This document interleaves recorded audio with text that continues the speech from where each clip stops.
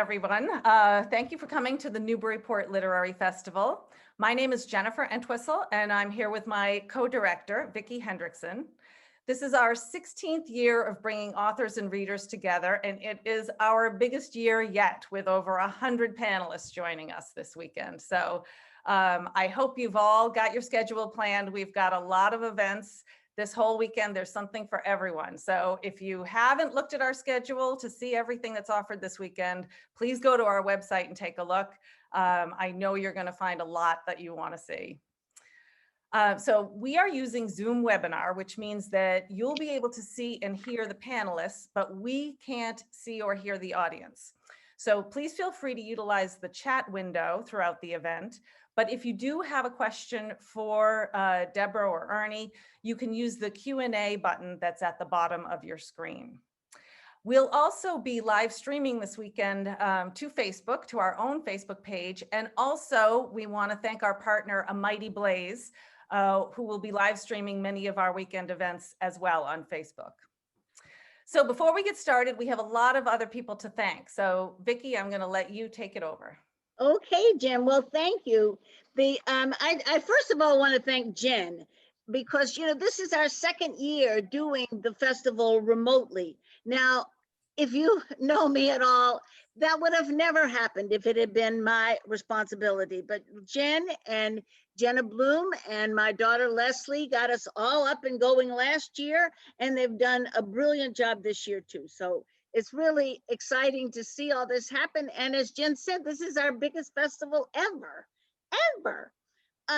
But I also want to thank the steering committee because in addition to the technical things that have to happen, you have to have a lot of publicity, you have to have videography, you have to have people who work on the programming, you have to have mailings and all of those things. So these are our steering committee members: Betsy Westendorf, Glee Woodworth, Giselle Stevens, Hannah Harlow, Jen Entwistle, Karen Kapoor, Leslie Hendrickson, Linda Carpino, Meg Moore, Michael Cameron, Nana Kennedy, Sky Wentworth, and Sarah Kelso. So we want to certainly thank those people. And then the other thing you have to have is money.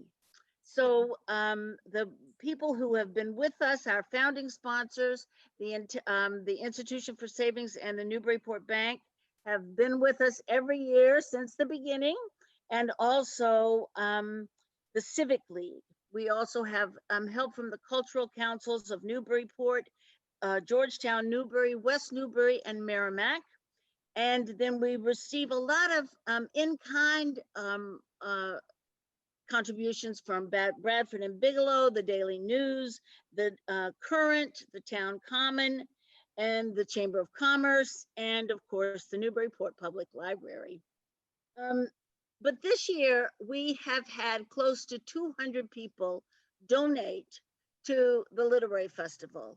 And in addition to being a wonderful source of revenue, it's very touching to see so many people be so excited about the festival. Everybody would write a little note: oh, we love the festival. We can't wait to see it. We can't wait to be there. So we can't wait to have you come and join us this week.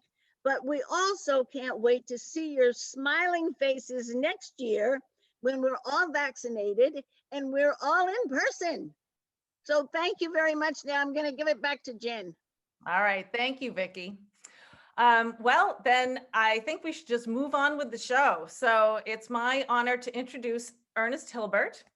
Ernest is a poet, critic, and opera librettist. He is the author of 60 sonnets, All of You on the Good Earth, Caligula'n, selected as winner of the 2017 Poets Prize, and Last One Out. He lives in Philadelphia, where he works as a rare book dealer at Bauman Rare Books. He writes about book culture and history for the Washington Post and the Wall Street Journal. Welcome. Thank you. Can you hear me okay? Yes. Good. Okay, well, I want to start out by saying it's an incredible pleasure and honor to be here, and I want to thank you and the festival. And I want to tell you that it's a pleasure because am such a fan of Deborah Warren's work, and I must say we've never met. So this is our first meeting, I believe, here on Zoom. I'm sorry we can't all be there. I was there in 2009 in Newburyport. And if I remember correctly, there was a bar that had dollar oysters at some time during the day. And so I missed that. And I look forward to being there in the future. And so I'm going to be speaking today to Deborah Warren, a poet and translator. And I'm going to begin by telling you why it is such a pleasure for me to be speaking with her. She is one of the very finest poets writing in America today. And her facility with verse electrifies her visions of the everyday world, as well as timeless questions that would be as comprehensible to an ancient Greek audience as they are for us today in America in the current year. The fineness of her achievement almost defies belief. I mean this. In poem after poem, she addresses eternal questions, life and death, space and time, memory and perception. She is a seeker in verse, if you will, an explorer who charts journeys of epic proportion in a lyric poem, in a single lyric poem of just one page. And in fact, each turn of the page of one of her books reveals a new marvel. Her poems quickly come to feel like an oasis amid the arid expanses of overheated and too often overhyped poetry that flies off the presses. One hears echoes of American poets like Emily Dickinson, Anthony Hecht, Richard Wilbur, and James Merle. Perhaps English ones like Auden and Larkin, but also the likes of Ovid and Sappho. Warren possesses that rarest of poetic gifts, an exceptional ear for phrase, word choice, title, line, and rhyme, bringing a lightness of touch to the profoundest of meditations. In brief, there is no filler, if you will, in a collection of poems by Deborah Warren. Absent are the dreaded languor and listlessness and inertia one so often encounters when a poet must compile enough poems to justify the vaguely commercial enterprise that we call a published book. To turn a phrase from the Roman poet and critic Horace on its head, unlike Homer, Warren apparently does not nod. Every poem she publishes or allows the public to see in any form is superb and perfectly finished, yet seemingly effortless. Alfred Nicole has written what feels to me like an authoritative brief or dossier on Warren's poetry to date. Nicole, who is a fine poet himself and winner of the 2004 Richard Wilbur Award, remarks incisively on Warren's continuous curiosity, as he calls it, continuous curiosity. He's citing Ezra Pound's notion of the essential quality of a poet. And he goes on to say that her purpose in writing poetry is to find things out.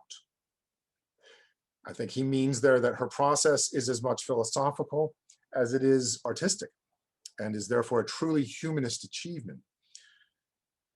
That description may fail to fully describe just how nuanced and challenging her poems can be.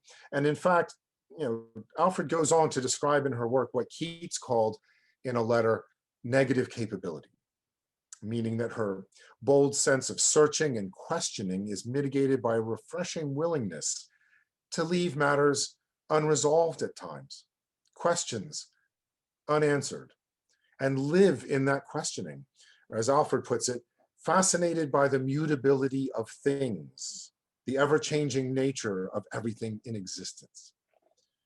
A perfect example of Warren's work is when she captures the golden moment of transformation and changeability in her poem, The Glassblower, from which this evening's event takes its name.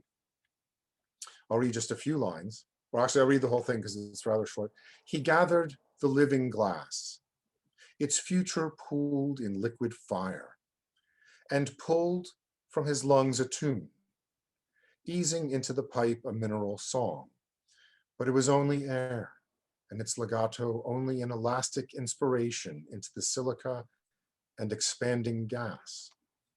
And then I'm pausing her poem there to point out we have a moment of creation, the very moment of creation, when the object is molten and unformed, when anything seems possible, so long as that vivid period of inspiration, or in this case, literally expiration, the breathing out, can continue. And she sort of leads the glassblower with another artist, a horn player.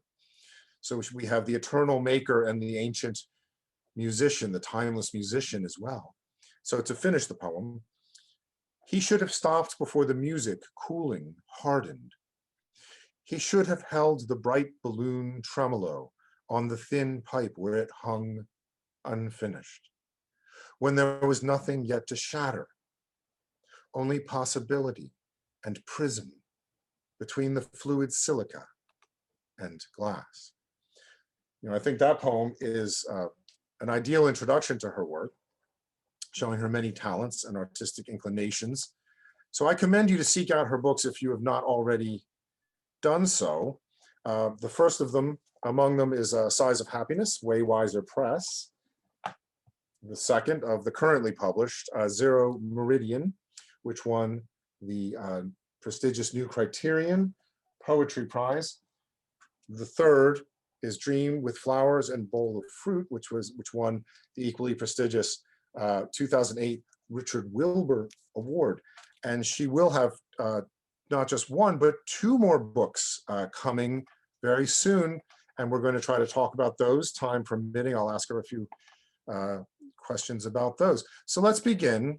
Deborah, I like to begin at the beginning. So I'm simply going to ask, what are some of your earliest memories of books, of reading, not only as a child, but also perhaps when you came of age and the first books that you sought out on your own? Well, I read voraciously, and I liked books that were not, I didn't like supernatural. So I would always go with, I would choose books about real kids with real problems. I read an English series, though, by Enid Blyton. That was one of my favorites, about kids that solved mysteries. I read a lot of The Usual Suspects. When I was old enough to read, I had a lot of books read to me, like Alice in Wonderland and I suppose fairy tales.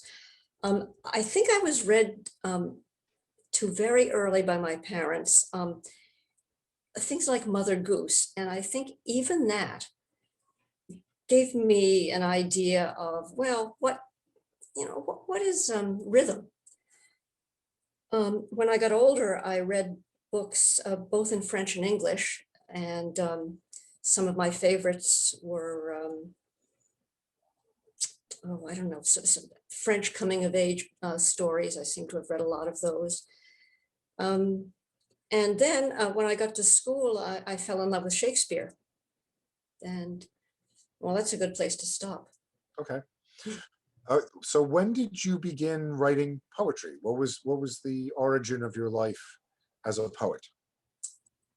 Well, we had to write a sonnet when I was a sophomore in high school. And we had to analyze sonnets. And so I wrote some sonnet then. That would have been the very first. Well, actually, that wasn't the very first. I remember when I was probably 8, my earliest piece of verse went like this: "'Twas early morning, the sky was blank, and I was about to walk the plank." And that's all I remember. I didn't really write until when I was a grown-up, until I was exactly 50, because it was my parents' 50th anniversary, wedding anniversary. And because I was supposed to be the literary one, I was going to write a poem, and my sister was going to do a painting. And I didn't know what to do. I hadn't written a poem since I was in high school. So I thought, well, a sonnet was sort of the default. And I wrote a sonnet about them, and well, about where we lived, really. And it was successful. In fact, I submitted it to a New England magazine called Yankee Magazine, and they they accepted it and paid me for it. And so that was a little bit of a, well, I don't think that was a boost. Anyway, I would say that was my first real poem. Okay. And how old were you when that happened? I was 50. Oh, right. Okay. Okay. And so your first book, Size of Happiness, came out rather in 2003, and it weighs in at over 100 pages, which is remarkable for a debut book of poetry. How long had you been working on the poems that, and also translations, they're not all original poems, that wound up in The Size of Happiness? How long did that take to come together? Probably about 6 years, I think.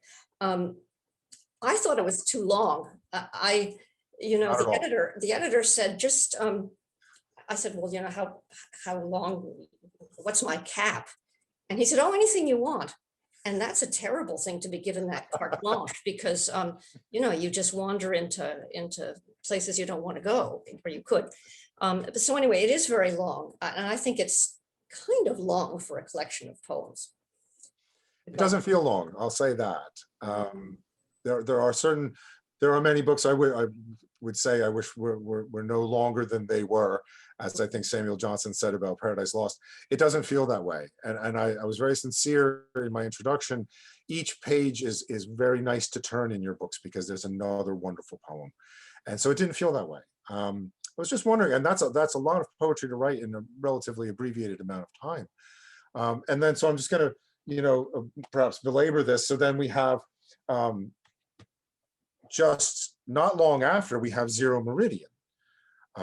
If I'm not wrong, that was just 1 year later. Is that correct? Were those poems written after you had already finished the poems in the Waywiser book? No, I think they were written concurrently. I like that second book better. But those first years, I had the zeal of the convert. I had discovered what it was like, and I just wrote and wrote, and I've slowed down.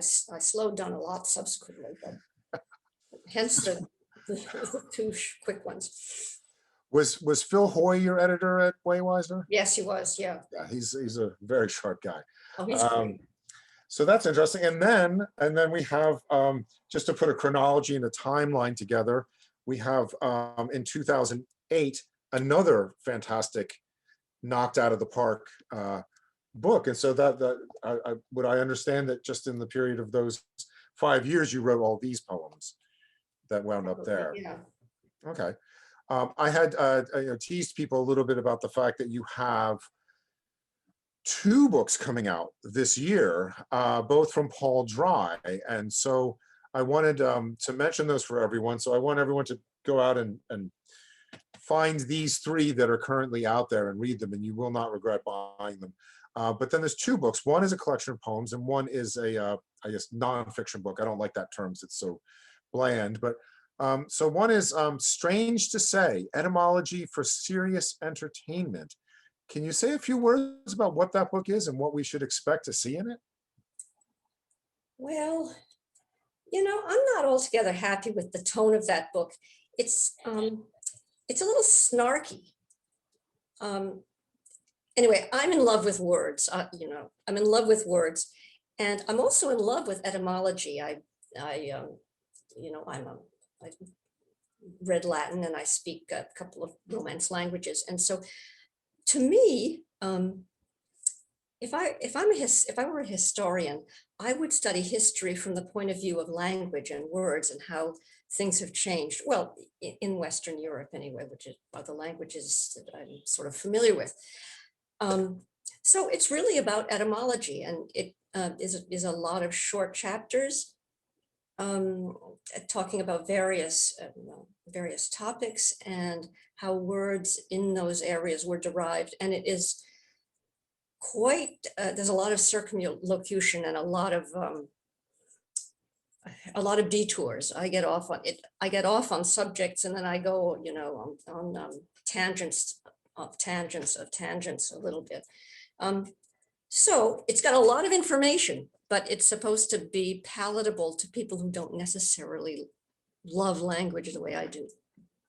Someone needn't be a professional linguist, I take it, to enjoy this book. I hope not. That's the whole point. Okay. Right. I mean, I'm fascinated by etymologies as well, as I imagine many in our audience are. I just finished reviewing a book for the Wall Street Journal that was filled with these fascinating book-related etymologies, and one that I'm surprised I did not know is that where we get the root of our words that lead to Bible, bibliography, bibliophilia, can be traced back to the Phoenician port of Byblos, which was where a lot of the papyrus got shipped out to Greek cities where people were writing on it. And I thought, wow, so it's not actually related to books at all. It's related to the place where the writing support, as they call it, originated. So what inspired you to do a book about etymologies? I don't know what the seed of that book was. I think I took, in fact, the first title of the book was idioms. And somehow I got interested in idioms in English, maybe comparing them with, the boy, you say, take the boy who cried wolf. Well, how do they say that in French? Or how do they say that in Italian? And so it started out with idioms, and then it sort of focused in on other, just a very general etymology. And then I managed to fit in a chapter on other things like that I think are very funny, like malapropisms and mondegreens. And a lot of the subject matter actually came from things I heard on the radio when I was driving. Solecisms, and I make fun of people mercilessly, just so that's the part that I'm not so sure about. I try to do it lightly, but there is a lot of fun poking, to put it charitably. Well, you may be simply stating what everyone else is thinking, and so it might come as a relief to everyone to actually hear you do that. So another book, also from Paul Dry, the publisher, will be The Connoisseurs of Worms. That's another collection of poetry? Yes. Can you say a little bit about that intriguing title? I found that a lot of the poems that I was writing had to do with animals. Animals as sort of substitutes for people, I guess, really. And the guy who's the connoisseur of worms is a mole, and I just took and I apostrophize him as a connoisseur of worms, and so I decided to take that title and have that be the title of the book. Okay. But there were so many books. It's not all about animals, but there were sections of it, whole sections that sort of riff on this or that aspect, not about the animals, but just use the animal as a sort of a jumping off point. Okay. So we're looking forward to that, and I'm certainly going to buy that and read it as soon as it's out. And by the way, when are those books out? Just so people know to look for them. Connoisseurs of Worms has just come out just now, this month. Oh, okay. I'm sorry. Forgive me. So Well, it's out. it may be just out in a day or two. I don't know. It's very we'll find out. Very current, yes. And one of the nice things about Connoisseurs of Worms, incidentally, was that with the other books, I was asked by the editors to come up with my own cover picture, but they had an artist at Paul Dry, and I think that she did a great job, particularly with Connoisseurs of Worms. Mm-hmm. There's some humor in the cover picture that she drew. Anyway, so that's just about to come out, or maybe came out yesterday or something. Okay.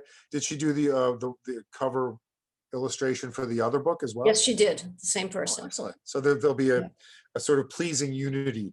Yeah, it was a real treat to have, what's the word? Bespoke covers. Oh yeah, no, excellent. That's wonderful. So I understand that you taught Latin at one point. I did. Okay, and just out of curiosity, what was that like? I love teaching Latin because kids really, most kids liked it. They don't have the hang-ups about pronunciation. Mhm. And I was really an English teacher, and I only taught Latin by chance because at the school that I taught at, there were very few people, the teachers of an age to have studied Latin. So all the older teachers, or several of the older teachers, were prevailed upon to teach Latin. And it turned out to be great. It was also in many ways easier than teaching English because there was not, there wasn't that much to it. I took a very grammatical, it was just grammar. I've known many people who teach with a lot of culture and history. For me, it was straight grammar and vocabulary. And I couldn't have done a full diet of teaching Latin. It would have been kind of dry. So luckily it was a good complement to the English courses I taught. Well, and I studied, if you can call it that, Latin in high school. There was a teacher, there was a plump teacher named Mr. Dancer who was rather Caligulan. And he decided that, in order for me to improve one whole letter grade, I had to wear a toga to high school, not just in his class, but for the entire day. I had to wear it the whole day to lunch and everything, which is funny. I did go up one grade, and I think I went from a C to a B, and so I wore a toga one day for my Latin teacher. Now, my claim to fame, in case you don't know, and I want you to know, is that I like to style myself as the inventor of the toga party. There was a movie called Animal House, put out by the National Lampoon, and it happens that the person who made the movie was my college roommate's boyfriend, and so he basically lived with us, and we decided to give a toga party. I decided to give a toga party because I was pregnant and I couldn't fit into normal, I wanted to be comfortable. So it was a toga party, and it was a huge bacchanal, and it was just, it was too much of a success. Everyone came in sheets, and then we ended up down by the river, in the morning, I don't know, doing the Lupercalian rites, I don't know what. Anyway, I just want you to know that, and my children think that should be my my epitaph if I had a grave. She invented the toga party, because they think that's the only thing in their opinion that I ever. The original of Bluto Blutarski was someone you knew. Right? Oh yeah. He's going to toga in the movie. I have it on DVD. I love that movie. That is pure gold. Thank you. Well, I've never seen the movie, actually. I don't think I could have sat through it, but anyway, even though Doug was in it, I don't, but anyway. You could never make that movie today. So you created the toga party, which I love, because I was roped into toga parties even in high school to go to them in college. So I have you to thank of having to rush home to my mom's linen closet and grab a sheet so they'll let me into the party. So you can read Latin verse, and you have translated Latin verse. And so there's two questions I want to get to. And I guess first I'll start with the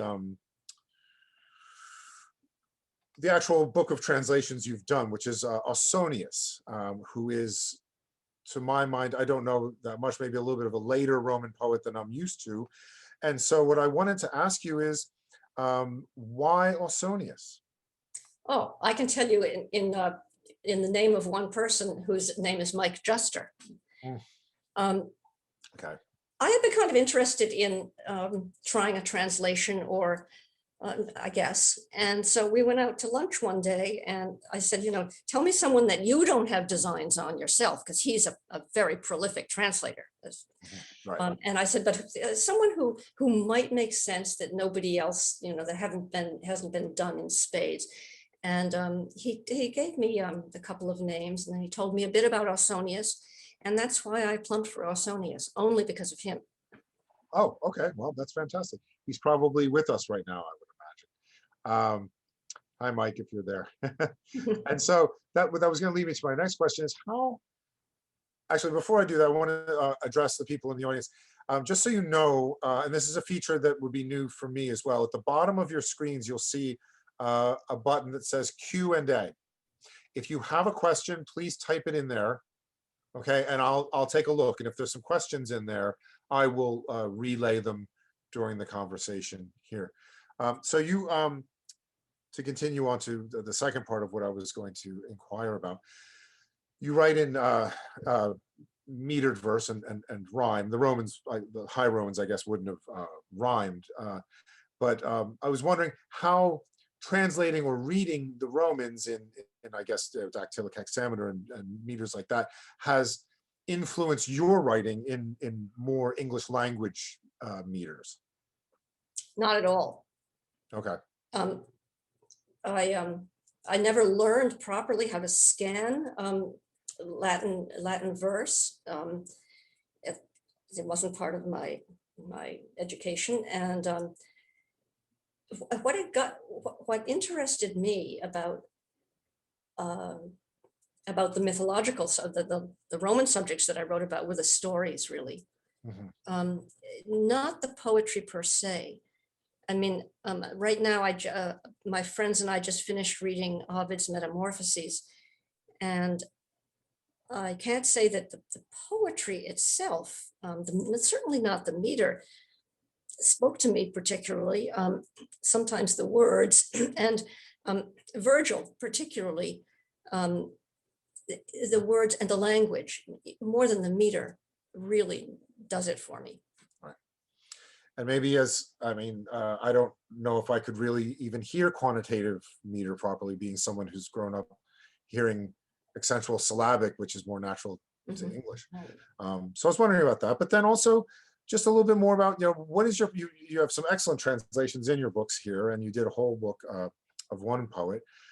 What's your process? I mean, when you're doing that, there's the old saw, but poetry is what's lost in translation and what have you. And so obviously the meter is one thing that's going to have to go unless you're doing something from a similar language. I mean, if it's tonic verse coming from a Germanic language into English, perhaps you could retain some of that, or syllabics from some languages to another. But so you're going to have to jettison or find a similar appropriate verse, sort of the way that Alexander Pope would see heroic couplets, rhymed iambic pentameter would be the rough equivalent of the High Roman dactylic hexameter, notionally equivalent.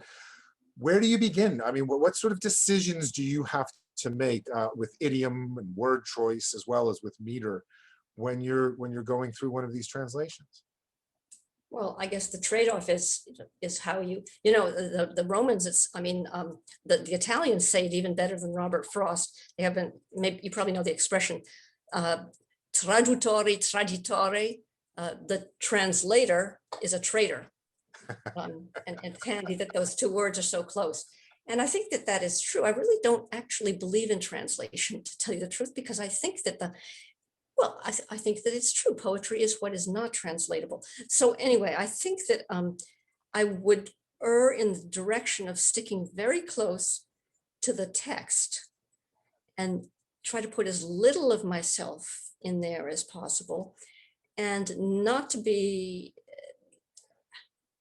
as little as possible a slave to the meter, which is hard because you have to write. I have to write in some sort of meter, so I chose iambic pentameter. I cannot imagine writing in those hexameters. They just feel. I mean, many people do it. Many of my friends who translate, and they manage, and they manage well. But boy, not for me. I don't know if I've answered your question, but no, it's wonderful. It's fascinating. No, that's wonderful. And so I wanted to ask, and only because these are actually in your bio on the jacket flaps of your books, that you raise heifers on a farm. Is this still current? Is this current? That was a bio from a while ago. Are you still raising heifers? And if so, what is that like? No, we are not raising heifers anymore. Okay. We sold the farm because it was just, was too expensive. The deal with the raising the heifers was, and we had someone to help us. We didn't go out and do it all the time. Dairymen hate, dairymen milk cows. Milking cows is a terrible business. You're tied to the udder, and your life is not your own. So, and a dairy farmer, what he doesn't want on his hands is a cow who is not yet able to bear milk. So our job was to keep these heifers until they were ready to get mated and, be able to bear. And then we would sell them to the dairy farmers. Okay. So, So but they we, were, we didn't do an awful, there wasn't a lot to be done. You let them in, you let them out, oh, okay. So they're underage, basically. They're underage. They're usually under 2. And once they get, they're mated and they have their first offspring, they produce milk, and that's when we don't want them, and the dairymen did. Okay. And so you don't have any more early mornings. I don't know, was it a very early morning when you had to go out? I always think of farmers getting up before the sun comes up. Well, no, because Not we a weren't the farmer. actual farmers. We were sort of what you would call dude farmers. We had the farm, but a person, a wonderful man, and this was, we didn't live there full time, so we needed someone who was sort of the caretaker as well as the guy who did the work. And the other thing, and what we made more money off than the heifers, was selling hay, because we had, he did a lot of mowing, and we sold a lot of hay. And so, but we never got rich. We, farmers don't. We just broke even. Mhm. And another thing that's notable about your bio is it mentions that you have 9 children. And I Yes. I wanted to ask, I mean, I have a son, and one of the things I love to do, and one of the things that has brought a certain type of poetry back to me is reading to him. So he certainly gets at least 2 books from me every night, and he's built quite an impressive library. I'm not even going to call it an impressive little library, because it's actually big. He's 5, not quite 5.5 now. So we're gonna have to weed some of those out, the ones that are more appropriate for younger readers up. He's got a big library. That's probably because I love books, Mhm. and I have a bibliophile, actually a bibliomaniac, and I can't stop myself Right. from acquiring books through various means. So I have found this wonder of rediscovering the books I knew as a child with him. Now, I had 2 older sisters, so the library that I inherited was perhaps geared a little bit more toward girls than boys. And then there's always stories that are sort of for both, like Charlie and the Chocolate Factory and things like that. And it also, I have to say, reading like the triple meters that you get with people like Geisel, Dr. Seuss, and X.J. Kennedy. Joe Kennedy has written some wonderful children's things. I love thumping through those things and really nailing the meters and rhymes in big ways, because it's what makes them funny. It's like light verse. So I was just wondering, I mean, as you had 9 children, did it bring back to you the books that you knew from my first question? My early question was, what are some of your earliest memories? And even things like nursery rhymes, of course, plant verse in our ears and make verse seem natural and universal to us before we were even aware of it, which is one of the things I'm sort of drumming into him, is like to hear the verse in an unsubtle way. So I was just wondering, with your children, what was the literary experience with your children? Well, I wanted them to read only the stuff that I had read as a child myself. And when they were very young, I guess it went down okay with them. I have one child out of all of them where it really fell on a fertile soil. But then, it wasn't what their friends were reading. The situations were weird, and the language was weird, and it was difficult, I guess. I mean, even Nancy Drew, they had to write a dumbed down version of. That wasn't one that I read to them, or that they read, I don't think. But so I gave them the stuff that I liked until they got too old until they went to school, and then they went to school and they got, they found out what they really wanted to read, or what their teachers wanted them to read, which was not necessarily what I. Sure. I mean, I spoke to a woman a few years ago who's one of the series writers for the new Nancy Drew series. Oh, really? And she told me the trick is that there can't be a criminal anymore and no one can have actually committed a crime, Oh, come on. because that's, I don't know if the word politically incorrect Right. applies, whatever the reason is that might traumatize the children or get them thinking in the wrong way about people. So I was perplexed and I said, well, how do you write something where there's a mystery to solve, but there's no crime? And she said, well, always has to be a misunderstanding, like the necklace fell behind the dresser, and it teaches an important lesson not to judge people and think that they maybe did something wrong. Times they are a changing. But so I'm going to ask, so as we go here, so we have a famous poet who lives in Rome, has asked, oh, no, maybe not. No, here's another one. Okay, I'm sorry. Here's another poet who is maybe in California. Doesn't matter. Does Deborah have a favorite translation of Ovid's Metamorphoses? Do you? I've never read one. I've never read a translation of the Metamorphoses. No, in fact, I just read it, the whole thing, for the first time in the last, over the last 10 years. No, I'm sorry not to be able to say that, but I don't have Okay.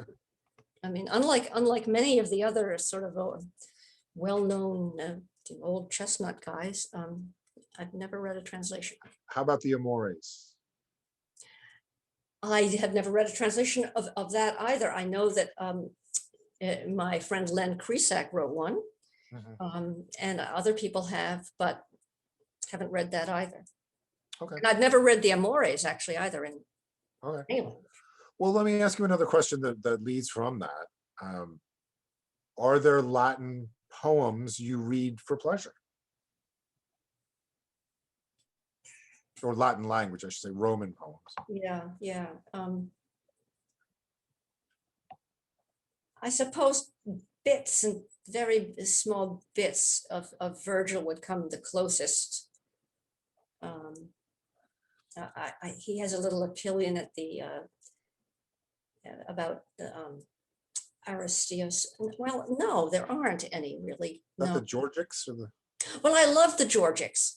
I mean, it is a manual, but for a farming manual, but I do love that. And in fact, what I'm writing now, I just revisited the Georgics because I'm writing a chapter about pesticides back in what passed for pesticides, or they were better pesticides, and how things like about Zeus was also known as averter of flies. Anyway, so I'm writing some of that stuff, and so I have been back, and the expression, the descriptions of baneful insects and plagues and blights in the Georgics are really graphic and great.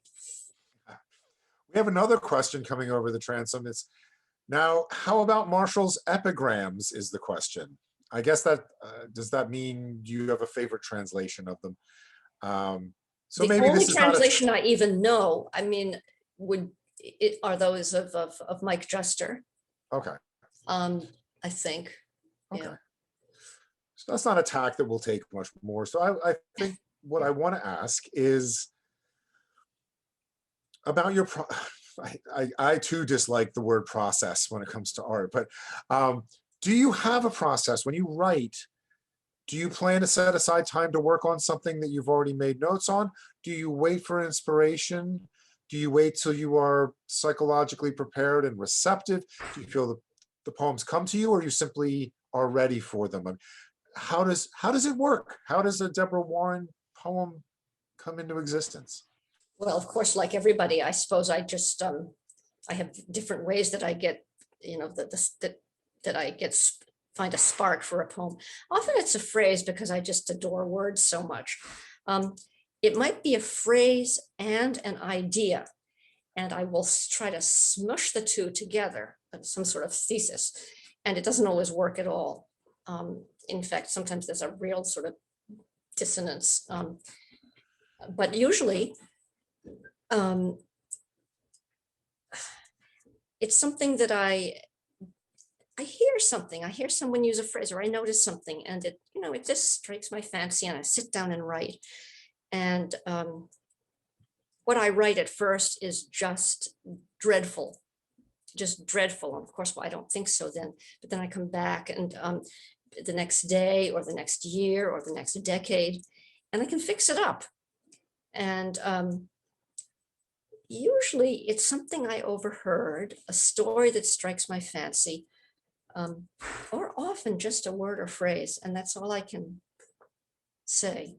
Yeah, and you're just up and running that the moment Yeah, I arrives. mean, yeah, yeah. But you seem like you must be writing, in a sense, all the time, mentally. I mean, I'm just judging by the output, if you will. Another word I don't like to use in relation to Yeah, art. I know. But your corpus, your that's another word I don't like to use. All the poems that you've written, all the poems that you've given us.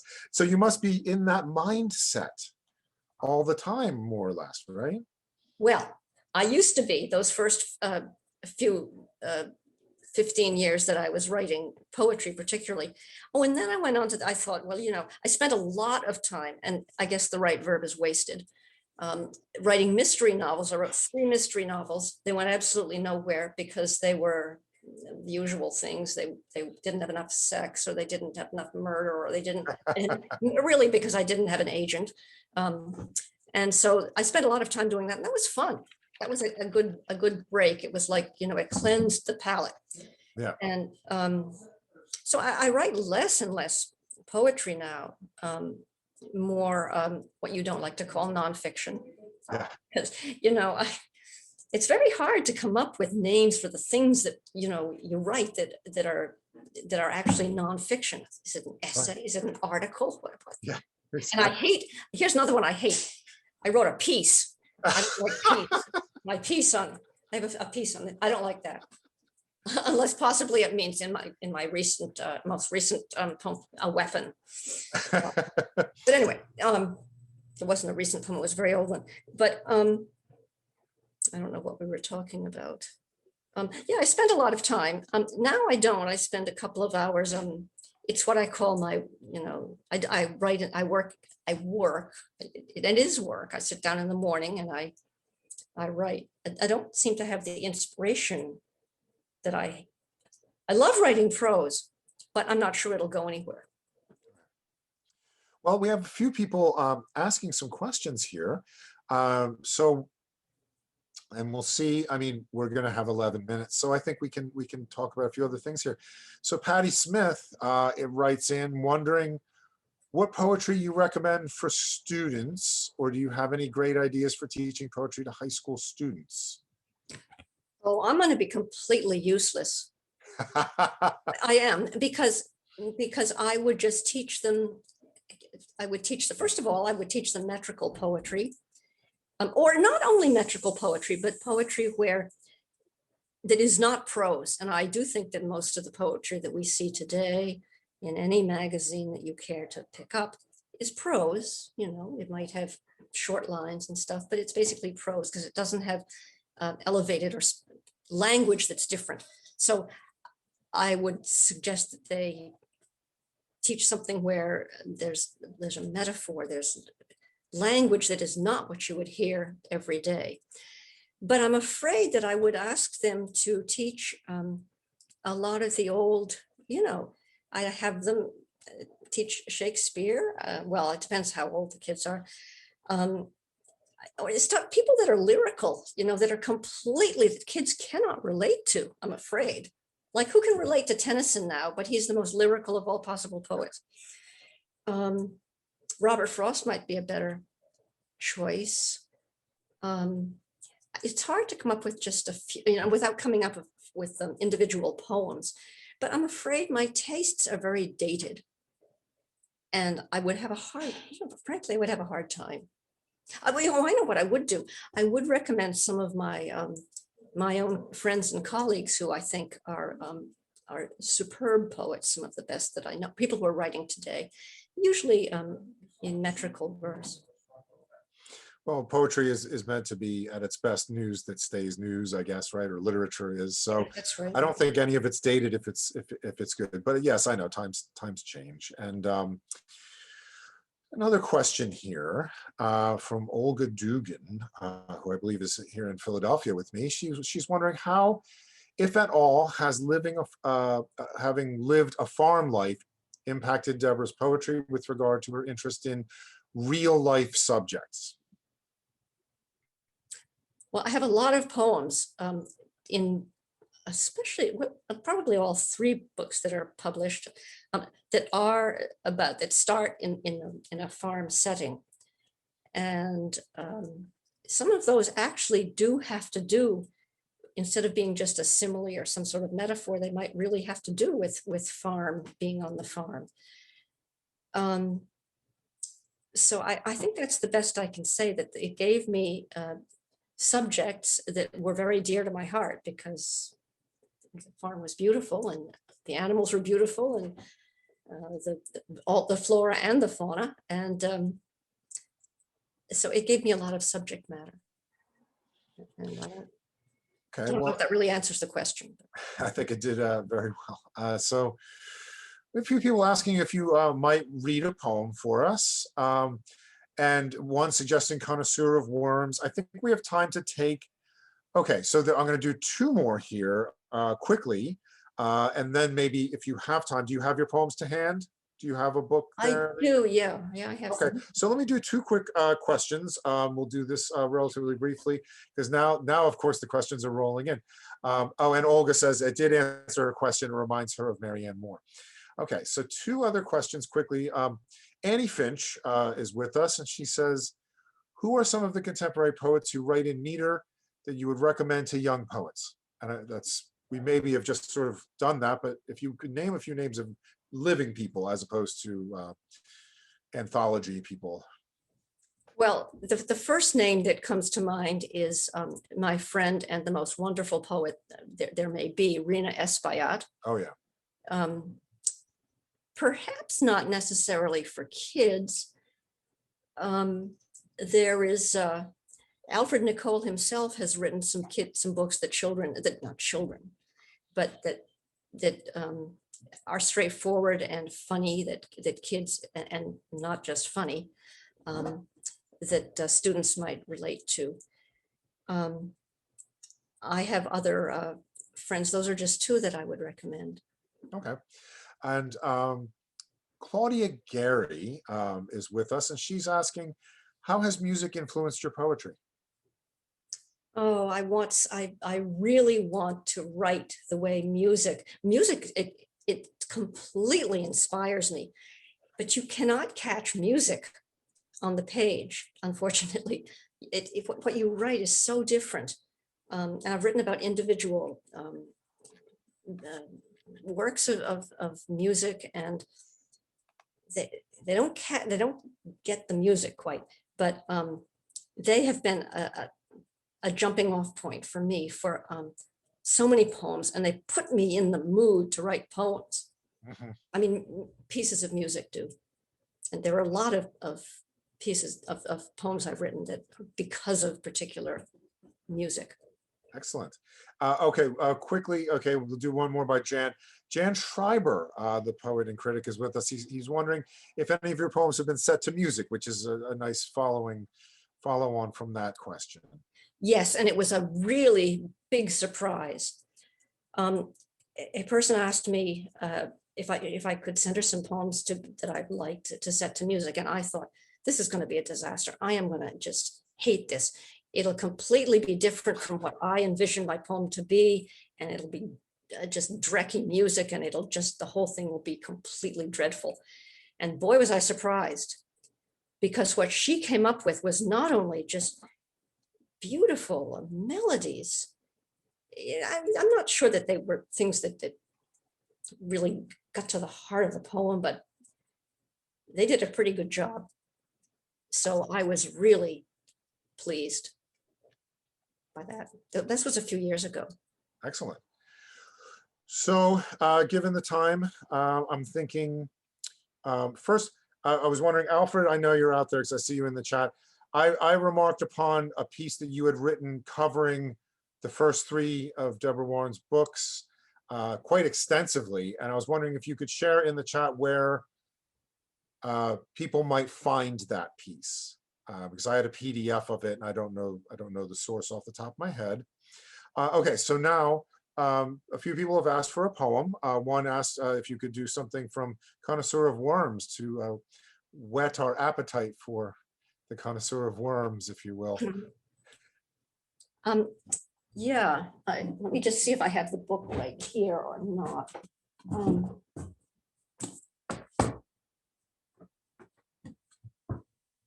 Excuse me.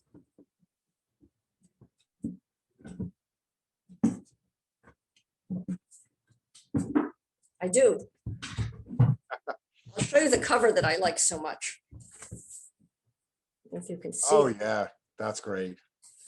Anyway, I could read I suppose if I read anything, I might as well read the poem that the title is taken from. It's the first poem in the book. So I'll read that, and that will be enough of my reading. It's called Mole. Mole. Earth is his occupation, and the mole works the turf in his native breaststroke, swimming hallways into the sod. A geonaut supreme and connoisseur of worms. I've heard him breaking roots an inch beneath my soul, and seen how the subterranean specialist carves out for himself a single, simple role. I envy the expertise he brings to bear on dirt, the narrow office he was given. As for me, my habitat is thought, where I grope and sweat and scrabble out a living, forced to prove, up here in a windy lair as invisible as the moles, that there exists an animal who can dig a hole in air. I'm sure if we could hear it right now, the hall is loud Oh, I don't know. with applause. That's one of the shortcomings of this medium, is we don't get to hear. Oh, I it. think it's a Thank you. plus. I think it's a real plus. It was wonderful. Well, you'll see this. I'll do a golf clap.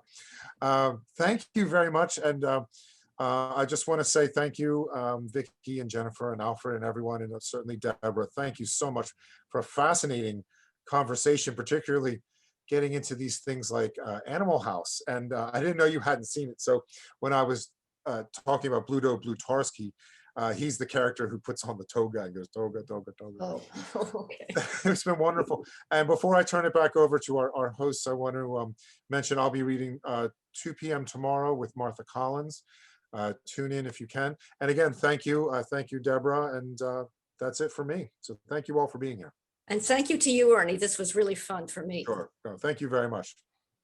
Yes, I just want to say thank you to both of you. This was a really wonderful opening event. I think everybody, I could tell from the chat, people were really engaged. Excellent. So we've got a lot more poetry tomorrow, along with fiction, nonfiction, history. I mean, there's, as I said, there's lots of events this weekend. So I hope everyone is signing up.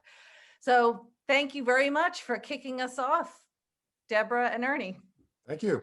Thank you very much.